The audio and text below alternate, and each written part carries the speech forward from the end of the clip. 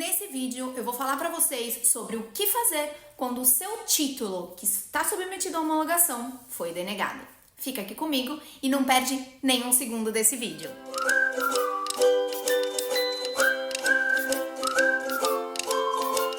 Olá, sejam muito bem-vindos de volta ao meu canal. Sou Juliana Bianchini, sou fisioterapeuta, enfermeira, homologada aqui na Espanha, atuante, CEO da Butterfly Spain, e hoje nós vamos conversar um pouquinho sobre o tema da denegação nos processos de homologação. Realmente, ao final do túnel, quando o meu título denega, esse é um dos assuntos que mais assombram os homologantes, mais assombra os meus alunos. Nós somos hoje, no dia de hoje, quase 4.000 alunos que estão esperando o processo de homologação só na nossa empresa.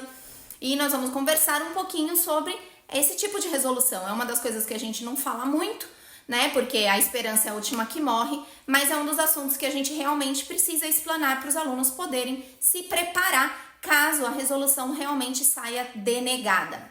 Então, hoje eu vou falar um passo a passo para vocês aqui de como a gente atua quando um título realmente não sai de forma favorável. Bom, a modo de exemplo, eu coloco aqui uma resolução denegada para vocês verem, é uma resolução de enfermagem que saiu desfavorável pelo Ministério. Então, esse aqui é um título que foi submetido no antigo decreto, tá? E por isso a aluna recebeu uma carta.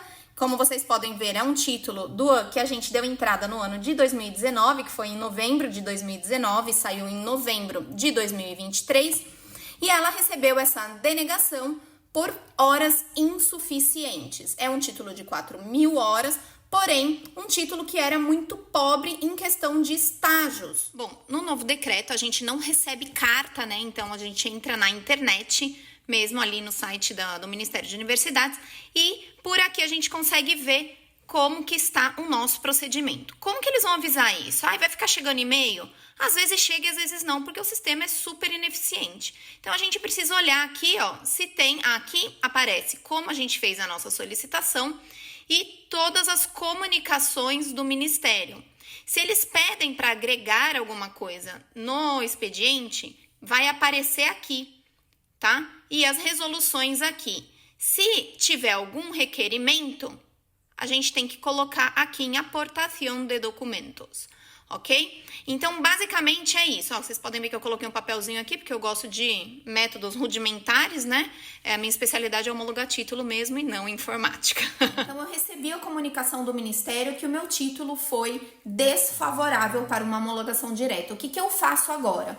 Bom, se você é do antigo decreto, você vai receber uma carta, e se você ler direitinho essa carta, ali embaixo vai aparecer claramente para você: esse não é o final do trâmite, você precisa escrever uma carta para o Ministério ou se apresentar no registro e entregá-la pessoalmente, aceitando, né, a proposta que eles colocaram de desfavorável para você. Eu vou entrar com recurso, Juliana, não aceito. Entra com recurso e você vai ficar um ano mais esperando uma outra resolução desfavorável.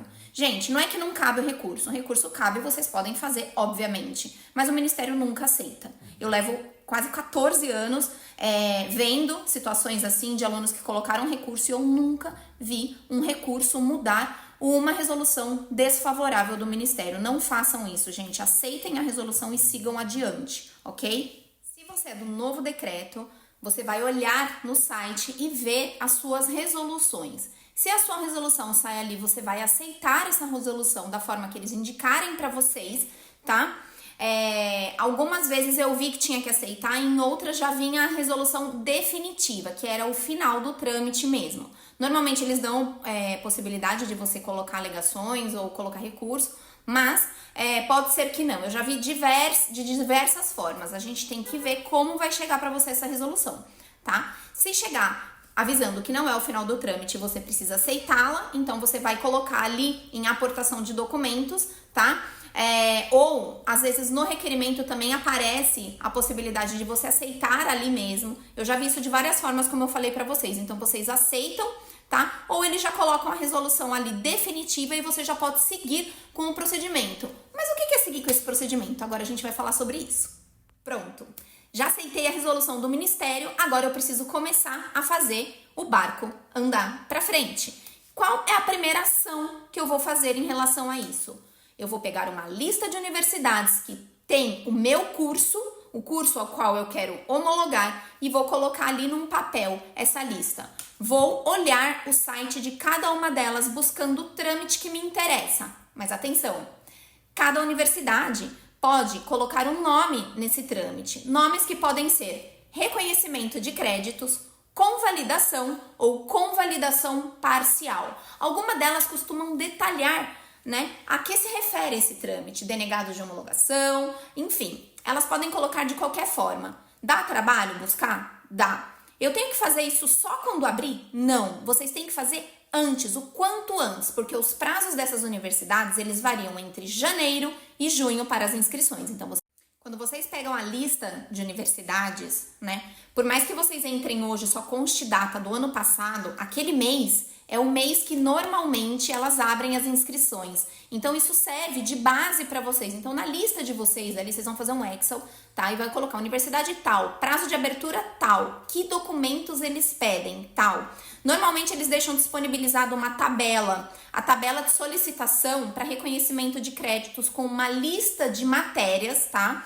Às vezes, a universidade já fornece essa lista de matérias e às vezes vocês tem que colocar a matéria que eles têm e a matéria que você tem, que você acha que pode ser convalidada. Então, vai ter uma lista da matéria deles e uma lista das suas matérias, tá bom? Então, você tem que colocar ali o que você acha que pode ser equivalente para excluir o que você não vai ter que fazer, então eles vão determinar o que sim você vai ter que cursar. Então, a modo informativo, esse é o formulário da Universidade das Ilhas Baleares, que eu tô fazendo para uma aluna agora, tá?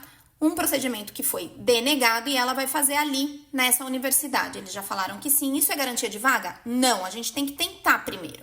Então, nesse caso, aqui eu tô preenchendo, né, as matérias que ela fez e que podem ser equivalentes às matérias que eles dão de possibilidade para fazer equivalência. Então, isso aqui já vem previamente preenchido por eles, tá?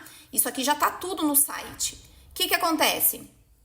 Eles dão essas possibilidades, eu olho na ementa e vejo o que ela estudou, se é equivalente a essa matéria aqui, e também eu comparo a ementa dela com a ementa deles. Tá? Aí a gente vai preenchendo até eu conseguir livrar. No caso dela, ela não tem esses módulos práticos. Provavelmente é o que ela vai ter que cursar. As universidades costumam disponibilizar de 5 a 8 vagas para convalidação, tá? E para reconhecimento de créditos. O que acontece? Eles sempre vão priorizar os alunos que passaram pelo processo ministerial. Por isso é tão difícil a gente conseguir vagas para convalidar os títulos diretamente sem passar pelo ministério, tá? O que eu falo para vocês? Quando convalidar, quando homologar? Gente, se vocês têm tempo, façam a homologação e esperem. Se vocês já estão na Europa, tentem a convalidação antes de homologar. Às vezes dá certo? Sim, às vezes dá certo. Às vezes não? Às vezes não dá certo. Tem que provar, tá? Tem que provar. É lógico que sempre é muito melhor a gente já solucionar o problema estudando diretamente, se a gente já sabe que o nosso título tem grandes possibilidades de ser denegado, tá? Do que esperar 2 anos para receber um não e então buscar. Mas é muito importante vocês saberem que quem passa pelo processo de homologação via ministerial tem prioridade para essas vagas que as universidades dispõem, tá? Então, é importante vocês saberem disso, porque tem muita gente que fala, eu vou tentar convalidação direta, eu vou tentar convalidação direta. Às vezes vocês vão pagar para 2, 3, 5 universidades, eles não vão aceitar, porque a quantidade de denegados também é grande e eles têm que dar prioridade para as pessoas que têm maiores possibilidades ou muitas vezes já estão até aqui, tá? Para poder terminar esse trâmite. Então, a prioridade sempre vai ser dessas vagas de quem terminou o processo ministerial, tá? Eu sou obrigada a falar isso para vocês, porque depois vocês tentam e vão ver que isso é infrutífero.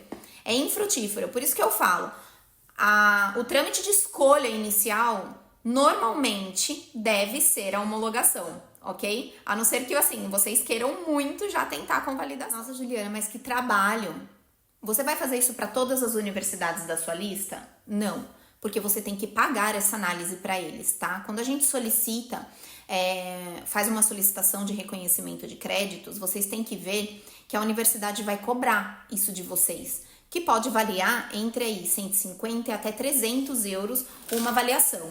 Muitas delas podem chegar a solicitar a tradução das ementas, então vocês precisam também ficar ligado que vocês vão ter gastos com isso, tá? E se preparar para isso. Quando que vocês vão se preparar para isso? Durante o processo de homologação, né? Durante o processo de homologação, eu sempre recomendo que, obviamente, se vocês estão no Brasil e ganham muito bem, fiquem no Brasil e esperem no Brasil. Mas se vocês estão em possessão de um passaporte europeu, gente, vai para algum país trabalhar de alguma coisa que vocês possam rentabilizar melhor e guardar dinheiro para fazer frente ao resto desse trâmite. Bom, o processo realmente é esse, não tem mais segredo, é buscar as universidades, entrar em contato com elas, dispor da tabela de reconhecimento e fazer tudo que eles pedem, né? Preencher os formulários certinho, estar em possessão de toda a documentação, histórico, diploma, tudo traduzido. Muitas vezes eles vão pedir sim a ementa traduzida. A gente tem uma tradutora ótima que faz um super bom preço para essas traduções. Então, se vocês precisarem de qualquer coisa, vocês avisem a gente pode ajudar vocês, tá? E qualquer dúvida é só entrar em contato comigo. Pode deixar aqui nos comentários qualquer coisa que vocês queiram comentar. E é isso. Até a próxima. Tchau!